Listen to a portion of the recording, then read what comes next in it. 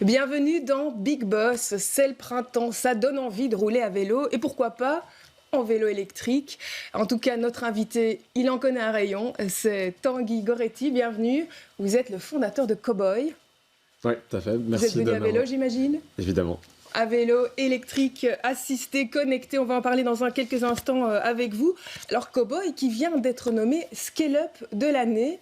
Quand on reçoit un tel prix, est-ce que ça fait plaisir ? Est-ce que c'est une réelle reconnaissance pour votre travail ?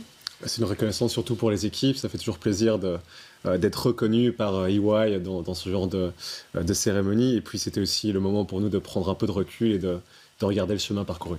Bien sûr, c'est l'occasion aussi pour nous d'évoquer ce chemin avec vous, mais pas qu'avec vous, puisque Benjamin Evrard est avec nous. Bienvenue, vous êtes le spécialiste mobilité de l'éco, et puis vous avez participé aussi à l'élection de ce prix indirectement avec votre média. Un prix mérité pour Cowboy, Benjamin ? Ben oui, c'est un prix pour une entreprise qui a un produit physique, ce qui est assez rare. Souvent dans les scale-up, on parle plus de logiciels, donc ici c'est quand même assez rare. Et c'est aussi un prix à partager à 3, parce que vous êtes 3 cofondateurs. Il y a vous, il y a Adrien Rose, et il y a aussi Karim Slaoui, qui vous accompagne dans l'aventure Cowboy depuis le début. Alors, qui est venu chercher qui au début ? Au début, c'est Adrien qui est venu nous chercher, Karim et moi, pour venir monter ce projet Cowboy. Il avait l'idée du vélo électrique un peu réinventé. Donc, comment est-ce qu'on pouvait repartir de zéro pour rendre ce produit beaucoup plus attirant pour la nouvelle génération ? Et il n'a pas fallu longtemps pour qu'il arrive à nous convaincre. Et donc, très rapidement, on l'a rejoint dans l'aventure. Alors, vous êtes 3 dans l'aventure, mais c'est vous, aujourd'hui, qui est avec nous en plateau. On a voulu en savoir un peu plus sur votre personnalité. Et pour ça, on a demandé à un autre jeune entrepreneur, et néanmoins ami, de parler de vous. Il s'agit de Jonathan Chocart, cofondateur de Ring Twice, une plateforme d'économie collaborative. On l'écoute et on en parle juste après. Assez impressionné. Je me souviens qu'il était venu nous donner un coup de main au boulot quand nous on galérait un petit peu. Nous on était assez convaincus de prendre une bonne décision au niveau business. En 1 heure, il nous a démontré par A plus B que ça n'aurait pas été une très bonne décision.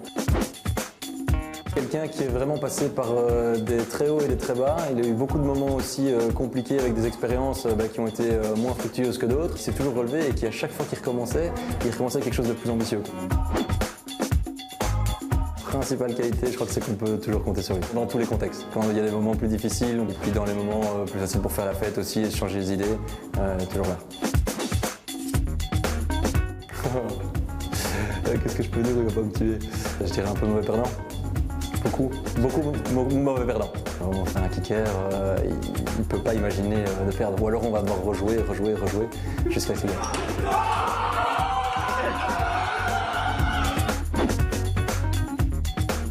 Quand il était petit, il participait, il faisait des concours d'échecs. Ce qui ne l'empêche pas d'encore perdre quelques parties aujourd'hui avec les copains, mais non, il a, dès le plus jeune âge, il faisait déjà ça. D'égal à égal, j'espère qu'elle peut me contredire. On est tous les deux aussi dans une optique où on a toujours à apprendre des autres, quoi.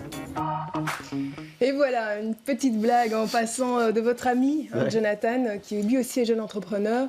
C'est vrai, il dit on a toujours à apprendre des autres. C'est votre point de vue aussi ? Oui, j'en suis convaincu. C'est pour ça aussi que j'essaie de m'entourer de personnes comme Jonathan, mais j'en ai plein d'autres, des amis entrepreneurs. Je pense que c'est important pour apprendre, mais c'est aussi important pour ne pas se sentir seul. Parce qu'on peut se sentir très seul parfois quand on porte un peu sa boîte sur ses épaules, même si on a ses associés. Donc ça fait du bien de pouvoir échanger ses problèmes avec d'autres personnes qui sont dans la même situation. Alors vous avez beaucoup de passion, hein. On vous a vu habillé en tenue pour faire du kitesurf, je sais que vous faites de la boxe, on pourrait parler un peu du sport qui est votre moteur également pour peut-être décompresser. Et puis vous avez joué aux échecs quand vous étiez petit, c'est vraiment quelque chose d'important. Vous avez de logique mathématique toujours aujourd'hui, c'est quelque chose qui vous a... J'adore les échecs parce que c'est un environnement qui est contrôlé. Donc voilà, il y a le plateau d'échecs, on contrôle absolument tous les paramètres. Et il faut toujours penser 2, 3, 4 coups en avance. C'est un peu comme ça aussi parfois dans l'entrepreneuriat. Il y a cette notion de planning, de savoir quel coup on va jouer, pas forcément par rapport à un adversaire, mais par rapport à un marché. Et j'adore ça. Et puis après, le sentiment de compétition. Voilà, je suis addict à ce sentiment de pouvoir gagner une partie. Mauvais perdant, on l'a compris aussi, de temps en temps, vous le reconnaissez. Non, je suis très très mauvais perdant, je déteste ça. Vous parlez justement du fait qu'il faut toujours avoir un coup d'avance et puis on a à apprendre des autres et puis on apprend aussi de ses erreurs. Il l'évoque brièvement, Jonathan. C'est vrai que vous avez aussi monté d'autres entreprises. Vous étiez encore même aux études, que vous montiez Jump, pour ne pas la citer, qui est une start-up de covoiturage collaborative. Après 4 ans, l'affaire s'est terminée. Est-ce qu'on retient des bonnes choses, des aventures parfois difficiles comme celle-là, puisqu'il y a une faillite à la clé? Qu'est-ce qu'aujourd'hui vous retenez de cette expérience-là? Quand on a lancé la société, j'avais 22 ans, j'étais encore étudiant, donc on a appris énormément. On a eu la chance d'être sur un marché qui a explosé. On avait Uber comme concurrent principal qui nous a vraiment tiré vers le haut. On a été obligé de très vite apprendre comment pouvoir rentrer en compétition avec ce type d'acteurs. Et donc, c'était vraiment super intéressant pour pouvoir gérer la presse, pour pouvoir lever des fonds, pour pouvoir parler avec des politiques, pour changer des régulations, ce genre de choses. Donc, je retire beaucoup de positifs. Après, on a fait énormément d'erreurs. C'était notre première aventure. Et donc, oui, on en sort grandi, ça c'est sûr. Est-ce que c'est aussi une leçon pour les autres entrepreneurs, peut-être, de dire, en Belgique, on a toujours cette culture de dire on n'accepte pas l'échec en Belgique. C'est une leçon pour les autres entrepreneurs, votre parcours, vous pensez? Je ne sais pas si c'est une leçon, mon parcours. En tout cas, moi, mon avis, c'est qu'on peut prendre des risques quand on est jeune.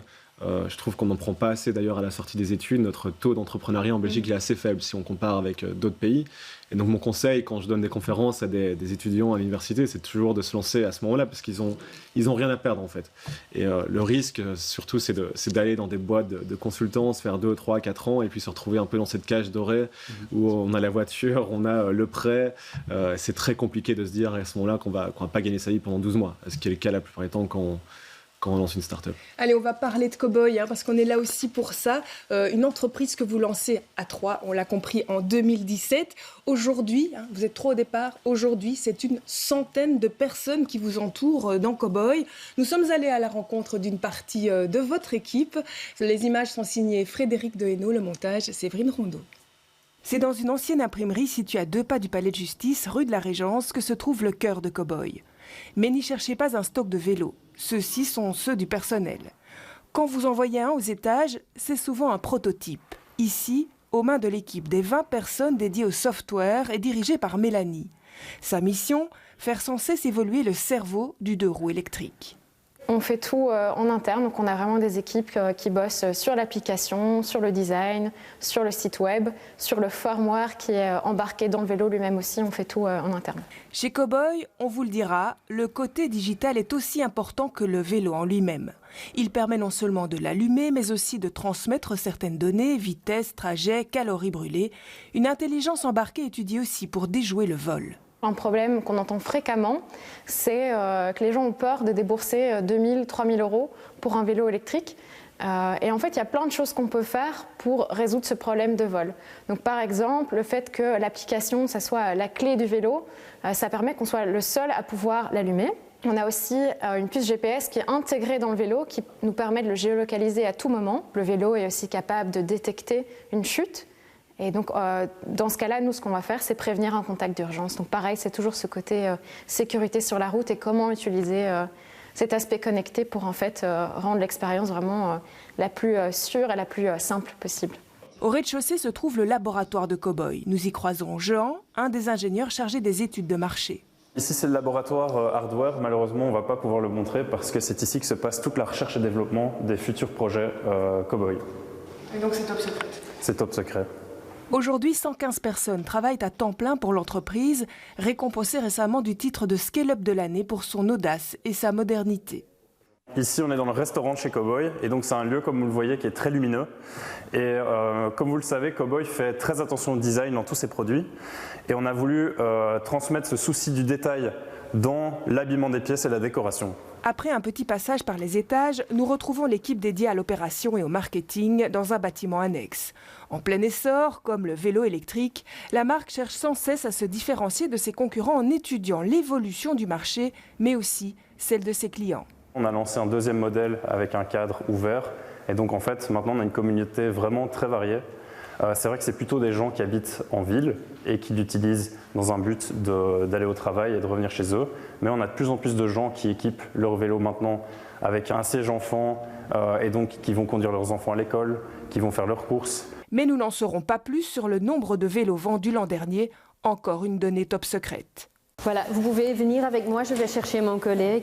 Si le vélo Cowboy se vend exclusivement en ligne, il est possible de le tester à domicile ou dans ce showroom situé le long du canal. Cowboy existe depuis 2017 et voilà, on en est à la 4e génération. Et la particularité, c'est maintenant qu'il y a 2 modèles en fait. On a toujours eu un modèle, mais maintenant il y a 2 modèles. Un modèle avec un cadre ouvert et un modèle avec le cadre fermé, classique, voilà, pour plus diversifier, pour élargir le public de Cowboy. Comme vous voyez ici à l'intérieur, on a toute une piste où les gens peuvent tester le vélo. Il y a une montée pour bien tester l'assistance électrique. Et voilà, après leur test ride, les gens peuvent décider s'ils prennent le vélo ou non. Et on a les modèles précédents, le Cowboy 3, on les a en stock. Pour le nouveau modèle, le Cowboy 4, c'est livré chez les gens à la maison en fait. Dans un coin du showroom, on trouve aussi un atelier de réparation. Donc on fait mécanique électronique. Donc quand il y a des soucis électroniques, on remplace la pièce qui ne fonctionne pas.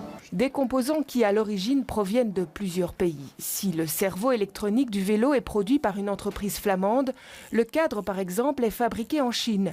D'autres pièces viennent d'Allemagne et du Canada. In fine, le vélo est assemblé en Hongrie. Alors c'est grave, docteur ? Grave, non. En gros, le client est venu avec un levier de frein qui était endommagé, donc je l'ai juste remplacé. Mais comme ce sont des freins à disque et que ça fonctionne avec de l'huile végétale dans la gaine, donc avec le système de 2 seringues que vous voyez ici, eh ben, je fais un transfert d'huile végétale, comme ça la gaine est remplie et ça pourra freiner correctement après, tout simplement. Mais Cowboy, lui, n'a pas l'intention de freiner ses ambitions. Présent dans 12 pays, l'entreprise bruxelloise vient d'annoncer la création de nouveaux showrooms à Paris et à Berlin. Voilà, Tanguy Goretti, un petit tour dans votre entreprise, l'équipe qui travaille avec vous, on l'a vu, hein, il y a beaucoup de technologie, hein, ça fait partie intégrante évidemment de la philosophie Cowboy, mais on n'a pas réussi à connaître le nombre de vélos produits l'an dernier. Mais pourquoi tant de mystère ?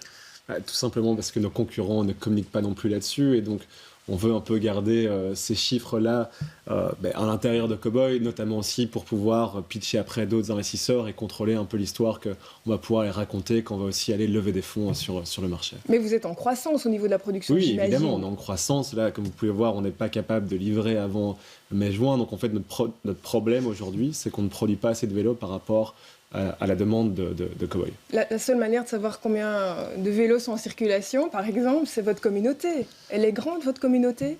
Oui, c'est le même chiffre. Donc oui, non, elle est grande, mais on parle de plusieurs dizaines de milliers de personnes qui sont sur des Cowboys aujourd'hui en Europe, mais aussi aux États-Unis. C'est ce que les chiffres exacts, on ne va pas les communiquer.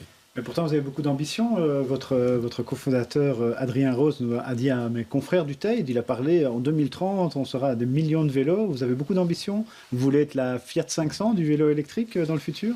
Je ne sais pas si on est de la Fiat 500 du vélo électrique, mais en tout cas, on a une grosse ambition. On a des super fonds qui nous accompagnent dans notre croissance aujourd'hui. On vient d'ouvrir les États-Unis, qui est un marché qui était minuscule. Hein. Donc le marché des États-Unis, c'était plus petit que la Belgique et les Pays-Bas il y a encore un an, mais qui est en train d'exploser. Et donc aujourd'hui, il y a vraiment une place à prendre sur ce marché-là et l'opportunité pour Cowboy de grandir en fait avec ce marché. En Europe, c'est un peu plus compliqué parce que c'est très fragmenté entre les différents pays et donc il faut se battre beaucoup plus en fait pour avoir ces parts de marché. Vous dites lancer les États-Unis. Pour un téléspectateur, en quoi ça consiste ? Comment ça fonctionne ? Comment, depuis Bruxelles, on vend des vélos aux États-Unis ? En fait, dans tous les pays qu'on lance, on va faire plusieurs choses. La première chose, c'est qu'on va avoir des test riders, donc des personnes qui vont pouvoir faire essayer le vélo à domicile. On va sélectionner les villes qui sont les plus rentables, entre guillemets, pour nous, les plus propices au vélo électrique.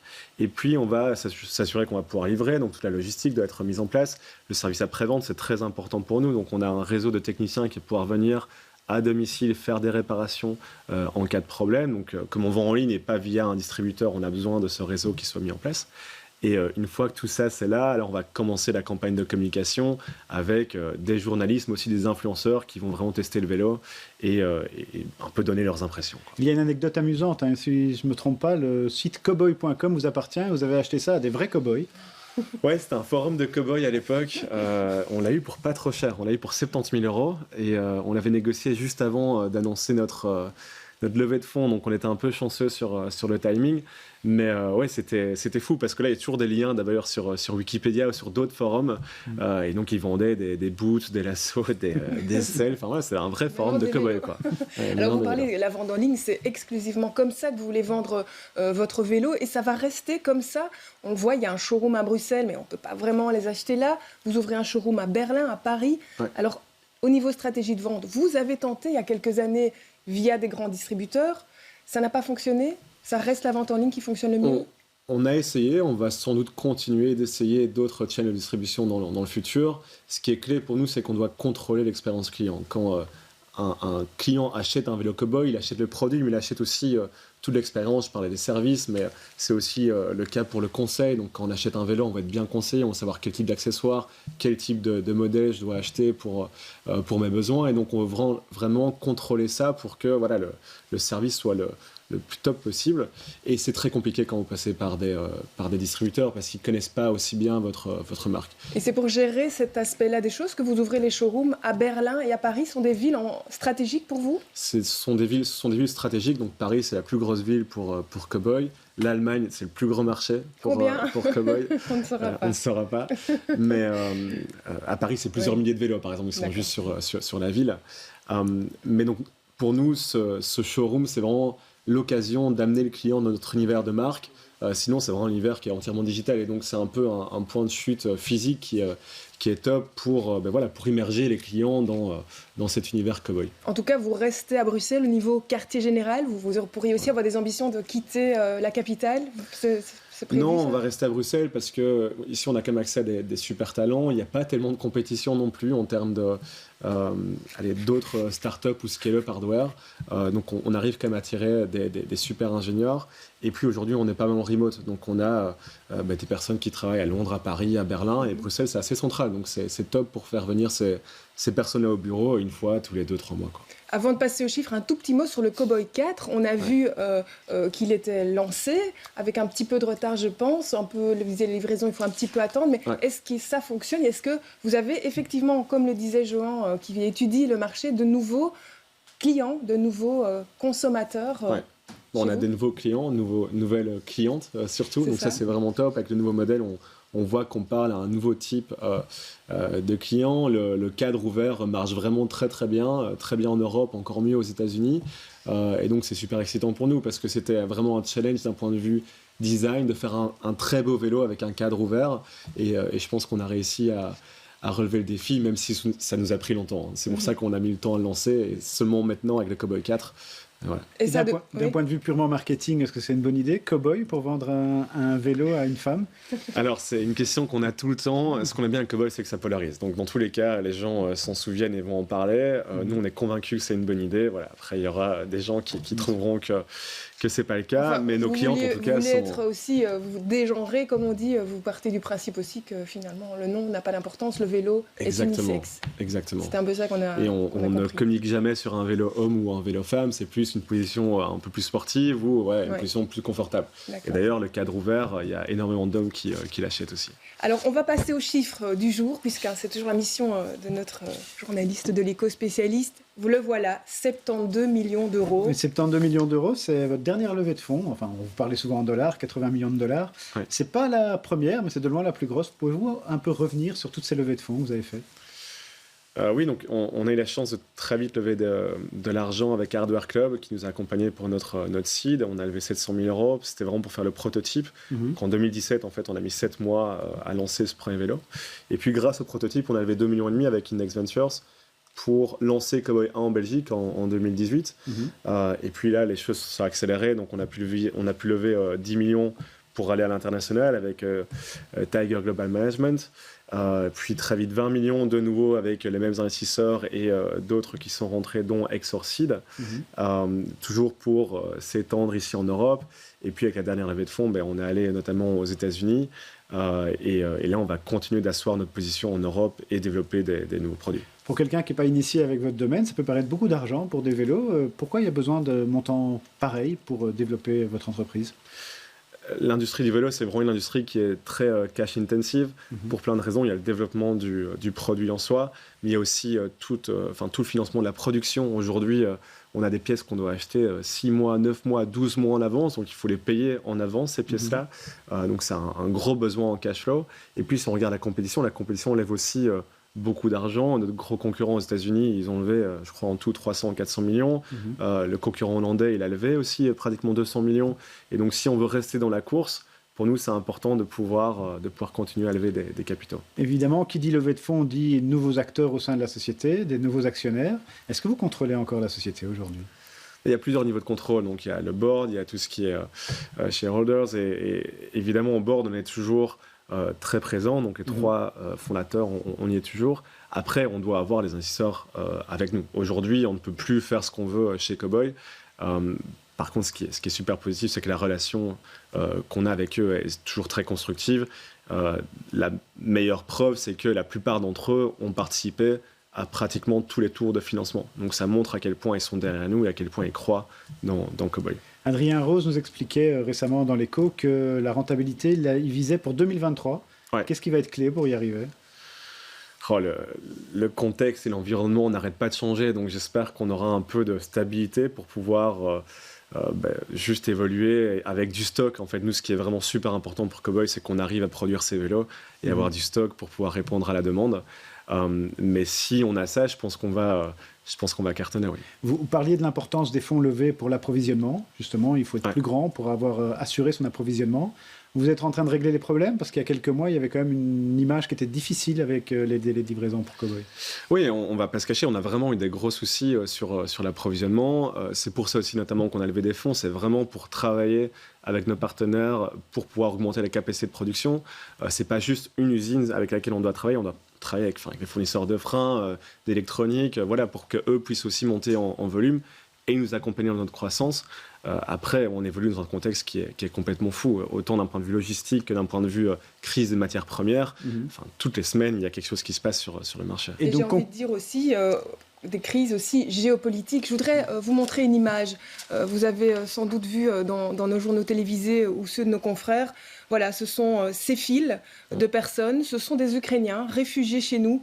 Ils attendent de pouvoir obtenir un droit d'enregistrement, un papier qui leur permet de séjourner chez nous 1-2 ans maximum. Quand vous avez entendu, il y a à peu près une semaine, maintenant on va être plus d'une semaine, que la Russie envahissait l'Ukraine, en tant qu'homme, en tant que citoyen, qu'est-ce que vous avez ressenti ? Je crois que d'abord, on était dans le déni, donc on ne voulait pas y croire, on pensait que c'était impossible, mais c'était vraiment en train de se passer, surtout quand on s'est rendu compte que l'invasion a continué bien au-delà de ce qu'on pensait. C'était extrêmement choquant. Et puis, on a beaucoup parlé avec nos associés, ça remet aussi un peu, pas en cause ce qu'on fait, mais on n'a pas forcément envie d'aller travailler quand il y a un contexte comme ça. On se demande un peu ce qu'on peut faire, ce qu'on doit faire. On a envie de mettre certains projets en pause parce que ça n'a juste pas de sens par rapport à un contexte où on se sentirait même un peu en décalage par rapport à ce qui se passe. Et donc, non, c'est compliqué. Avec Cowboy, on a essayé de faire plusieurs petites actions pour aider. Mais je suis juste choqué, en fait, par ce qui s'est passé. Dans le même temps, les affaires continuent. Et donc, les problèmes sur les chaînes logistiques vont devenir aussi problématiques, encore plus problématiques qu'à pendant la pandémie. C'est un problème que vous voyez déjà chez vous ? Ah oui, mais dès le début, on a déjà, par exemple, dû rerouter tous nos shipments, tous nos transports en dehors de la Russie. Donc, on avait beaucoup de trains qui passaient par la Russie. On a dû s'organiser directement pour que ça continue à tourner. Ça a eu un impact quasiment immédiat sur Cowboy. Et puis, les relations avec la Chine aussi qui se tendent. Donc, on espère que ça va se calmer, que les choses vont rentrer dans la normale, mais là, la réalité, c'est que je pense que ça va durer encore un petit temps. Donc, on se prépare pour le pire. L'inflation était déjà présente avant cette nouvelle crise. Elle sera d'autant plus grande maintenant. Vous devez aussi, adapter déjà vos prix. Les prix des cow-boys vont augmenter. Oui, on a acté cette décision-là. On va augmenter les prix parce que les matières premières ont juste explosé. Le coût du transport, le coût de transport entre l'Asie et l'Europe, c'est surréaliste ce qui se passe. Il fallait investir là-dedans plutôt que dans le Bitcoin. Si on regarde les courbes, c'est vraiment fou. Et puis, il y a toute la crise des microcontrôleurs aussi qui nous impacte, vu qu'on a un vélo électrique connecté. Donc, on reflète un peu l'évolution de ces coûts, parce qu'on ne voulait pas compromettre la qualité du vélo. Et donc, plutôt que de changer la qualité, on a décidé d'augmenter les prix. Et du coup, vous avez sans doute une carte à jouer pour produire plus à la maison, comme on dit. C'est aussi une réflexion que vous avez chez Cowboy en ce moment? C'est une réflexion et c'est notamment aussi la raison pour laquelle on a des fonds impact qui sont rentrés chez Cowboy. Donc, on est en train d'avoir des gros projets pour rapatrier des activités qui sont pour moi en Asie, en Europe. D'accord. Mais pour pouvoir faire ce genre de choses, il faut bosser avec des acteurs, par exemple, de l'industrie automobile, qui vont pouvoir appliquer des nouvelles technologies à l'industrie du vélo et en fait automatiser absolument tout le processus. Parce que s'il y a de la main-d'œuvre sur la ligne, ça ne peut pas marcher par rapport à des coûts qu'on aurait en Asie. Et ça veut dire aussi peut-être de nouvelles perspectives d'emploi chez Cowboy. Est-ce qu'aujourd'hui vous recrutez, vous cherchez à étoffer l'équipe ou telle qu'elle est, 115 personnes à peu près, ça convient pour la vitesse de croisière que vous avez? On recrute toujours un peu, mais là on va arriver à un palier où on va un peu stabiliser aussi les équipes et a priori on est paré pour les 12 prochains mois. Une petite question de conclusion, Benjamin? Non, il y a aussi dans cette expansion une question sur la gestion des coûts. Est-ce que vous arrivez à gérer correctement vos coûts alors que vous êtes en pleine croissance? C'est toujours un peu le défi d'une entreprise qui est en phase de croissance comme vous? C'est clairement un challenge chez Cowboy de par la complexité du business. Donc on a des coûts qui sont en fait drivés par tous nos fournisseurs, tous nos partenaires qui en un coup vont devoir augmenter eux-mêmes leurs coûts et donc des prévisions qu'on fait au mois 1, au mois 2, elles sont déjà plus d'actualité. Donc on a constamment réajusté ce business plan. Aujourd'hui, on le fait de façon beaucoup plus agile, mais on a besoin d'outils qui soient super précis. Et d'ailleurs, on utilise Odoo, une super start-up belge, entreprise de l'année. Voilà, exactement, pour notre ERP qui nous aide justement à naviguer un peu tous ces coûts. En tout cas, le vélo électrique, il a le vent en poupe. Aujourd'hui, les derniers chiffres notent que 5 Belges sur 10 utilisent un vélo électrique. Donc ça, c'est tout bon, 20% de la population. Donc ça, c'est des bonnes nouvelles. Et on imagine bien que les défis restent nombreux, mais c'est déjà la fin de cette émission. Merci à tous les deux d'avoir été avec nous sur ce plateau de Big Boss. On se retrouve le mois prochain avec un nouvel invité. Portez-vous bien.